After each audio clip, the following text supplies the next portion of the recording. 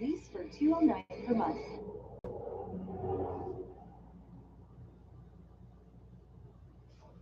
Greetings, greetings, greetings, good people.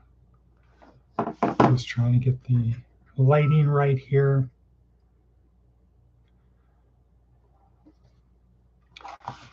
So today is Sunday, June 22nd, 2025. It's about 6 o'clock in the morning here in southwestern Nevada. And a lot of things happening. Today, including yesterday, my going to a Imago Dei, Image of God, pro-life event at the Calvary Church in Red Rock, which is just briefly what I can say about that is it shows the difference between churches in areas where you have a lot of people and churches in areas like Pahrump where you don't, where you have a whole bunch of weak churches versus a few strong churches. All right, so I spent the day down there. That was, I left here about 6:30, got there just before 8, and I got back after 6. It was a long day. So we'll talk more about that a little bit later. But so that's one thing, a big news, very well, TPUSA, Turning Point USA, sponsored event. Also, other big news of the day, yesterday, the American military took out Iran's nuclear capability. 3 sites knocked out their big one, Fodor, something like that, and then a couple other ones. And then we'll know more today. But supposedly, and President Trump immediately said, you guys need to now negotiate peace. Because if you don't, if there's any more activity, you will be sorry in typical Trumpian fashion. You do one thing to us and we will do 10 times more to you. So just knock it off. Just knock it off. Good morning, what not a bevy, OMG. Good morning. So now waiting to see what the Iranians are going to do. I think the first statement was green light on any Americans or Israelis. You see them out anywhere in the world, kill them, attack them. So the U.S. cities were on alert last night for possible terrorist stuff. And hopefully Trump's warning was enough that they would say, we want revenge, but oh no, if we do that, it's just going to be worse. So we have to drink, as the Ayatollah said, I think 40 years ago, the bitter wine. I have to take the cup of bitter wine. I have to drink the bitter wine. I don't want to do it, but anything else is not good. So we'll see what happens next. Friday with a Jewish guy who's married to an Israeli woman, successful business guy in Vegas. It's up in Pahrump, Kentucky. And he made a point of believing that this would be the start. This is going to be the start of World War III. And we'll see. I said, no, I think not. I think not. I think this will not be. And then the next day, the U.S. Air Force flies in, drops 6 30,000-pound bombs, bunker blasters or something like that. 30,000-pound bomb. Wow. 6 of them onto Fodor, whatever it's called. And then 30 Tomahawk missiles on one or both of the other places. no casualties, no engagement by the Americans. The Iranians were helpless to respond. And the Prime Minister of Israel, Bibi Netanyahu, made a point of saying this was the American military might is incredible what they can do. So that facility is 300 feet underground. Yes. So one can go 200 feet and then they have one go right behind the other one. Right. So now they're assessing the damage. And of course, the haters are saying we had no right to do that. We had no right to end their nuclear weapon capability. It was their property. And if they want to make nuclear bombs and threaten the rest of the world, they can do that. If they want to be the world's biggest supporters of terrorism, they are free to do it. It's their country. And that is true. But every other country has the right to do whatever it wants to. Since there is no world government, it's kind of like Protestants, right? There is no magisterium. There is no person at the top to say what you believe is wrong, so everybody can believe what they want. Welcome to the world. Might makes right, but not literally. Speaking of Iran. So Matt is here. I cut up a knot. Okay, so Matt is living in the past again. Matt, you're 2,300 years late. You're 2,300 years late, and no hiding behind the rocks, which was kind of the theme yesterday of the Protestants to one another regarding the Protestants are always playing defense when it comes to anti-abortion or abortion or pro-life.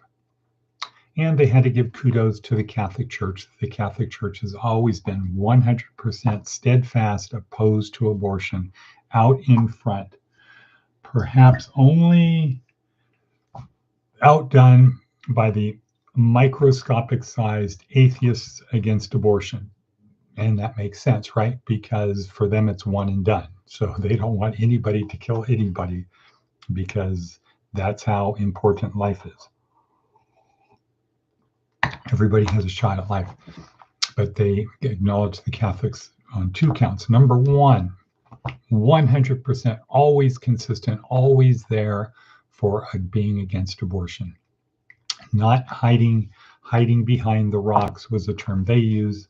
Maticus von Atticus, Untersergeant Ordinaire, knows that term very well. So they describe themselves as hiding behind the rocks in the battle. Too many pastors are silent at the pulpit, thinking it's a political issue, and their point is, no, it is a biblical issue. It is not a political issue, it is biblical. The Bible is specific. You do not kill your sons and daughters.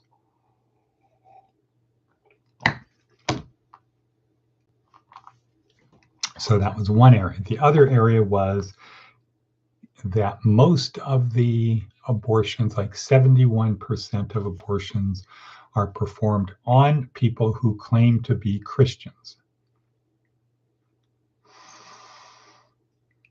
And by that, they really mean Protestants. But 71% are performed on people who claim to be Christian.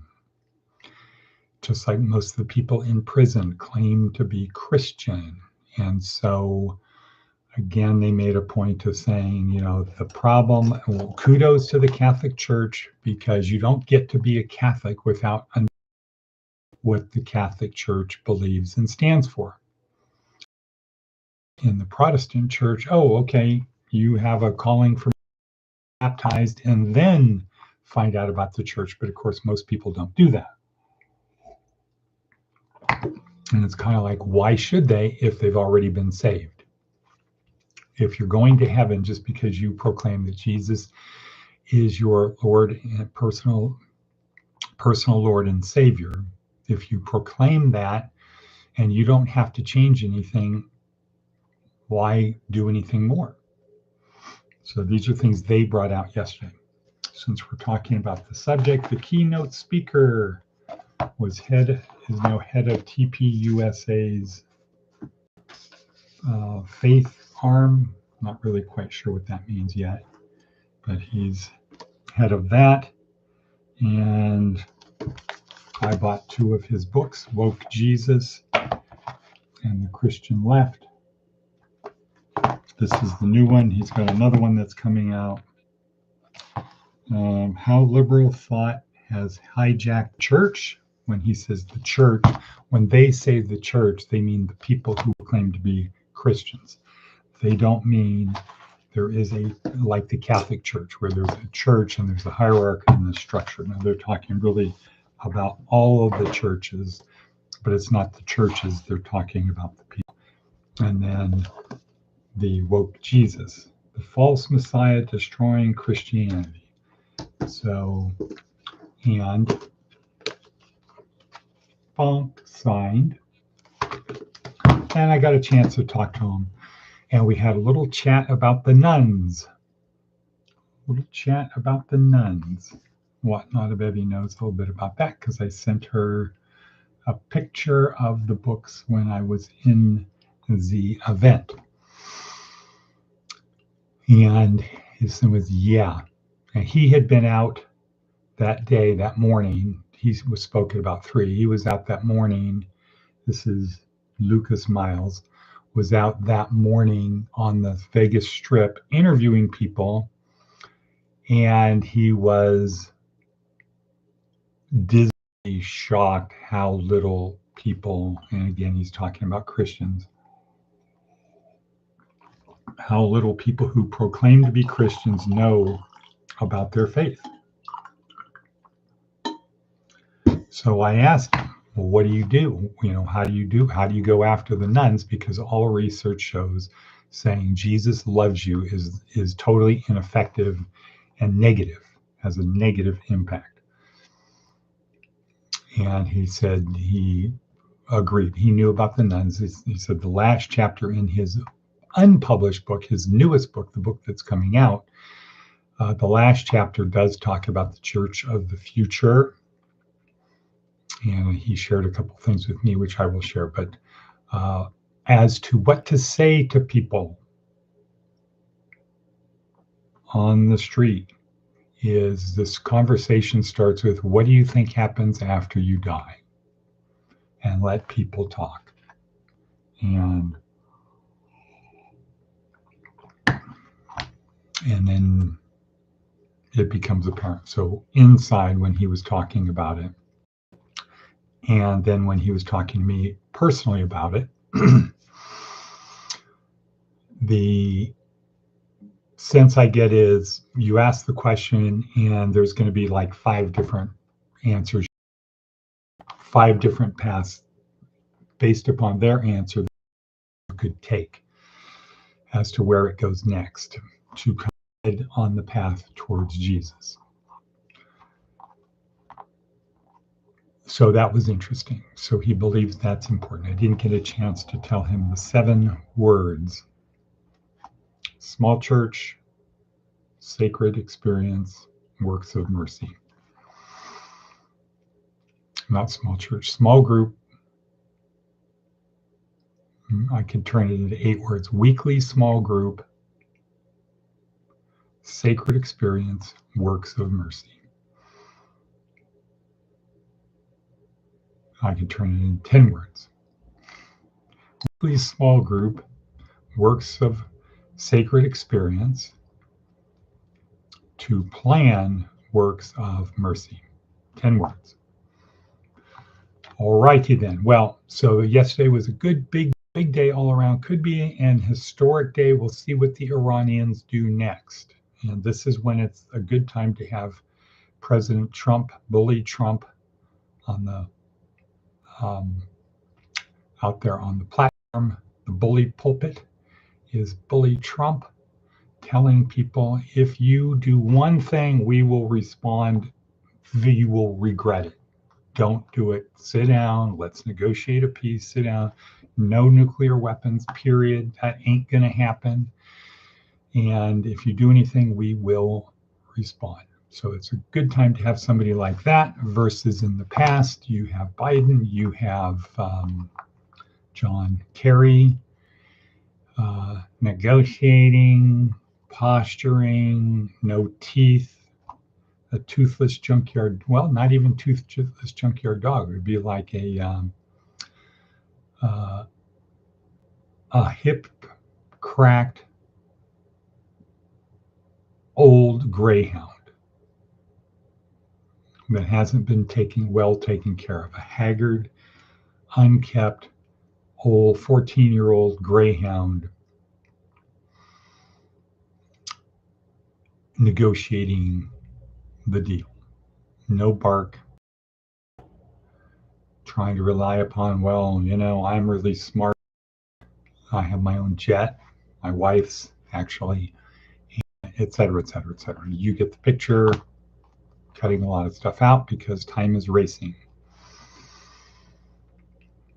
All right, let's look at our worksheet. Don't eat the marshmallow. Right. Advice from an 80-year-old. Be a good loser. Okay, we haven't done the don't eat the marshmallow for a long time. What do you say about that? What, not a bevy? Don't eat the marshmallow.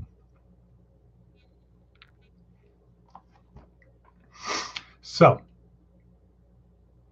what is the key to success in life? Delayed gratification. Put the cheese out and people don't take the cheese. Right, delayed gratification. Don't take the cheese. So back at Stanford, they did an experiment, I don't know, 40 years ago, 50 years ago, where they put kids in a room and they were going to do something. The teacher gives them a marshmallow and she says, oh, I've got to leave for about 15 minutes. If I come back and the marshmallow is still there, I'll give you another marshmallow. And then they watched to see what would happen. And many of the kids ate the marshmallow immediately. Some waited a while and then ate it. Some made it almost to the end and then ate it. And then the key thing about it, this test, was they went back and looked at the kids 18 when they were about 18, and they saw a correlation.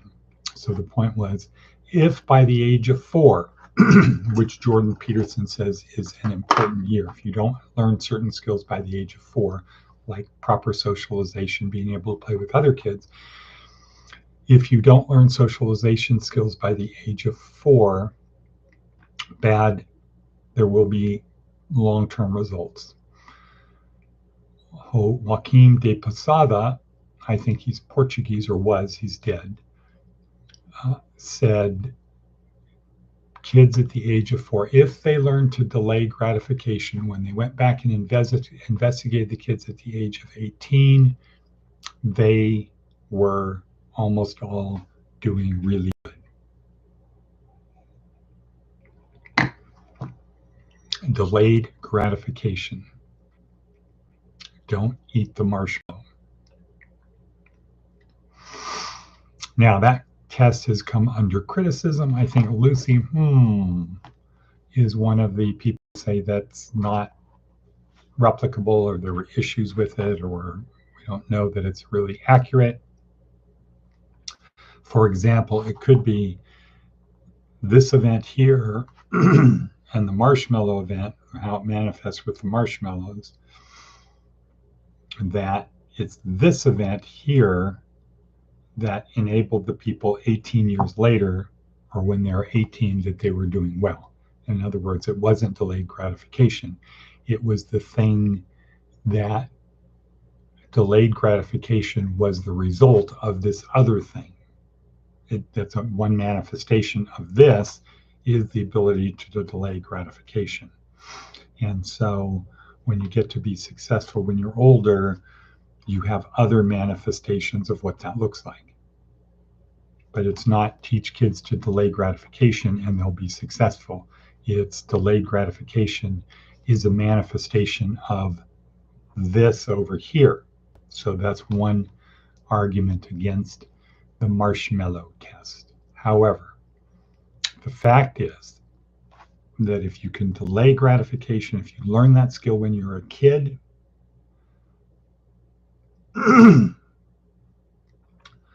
whatever is involved in that, by the time you're 18, you will, that, whatever it is, that will carry forward in life. So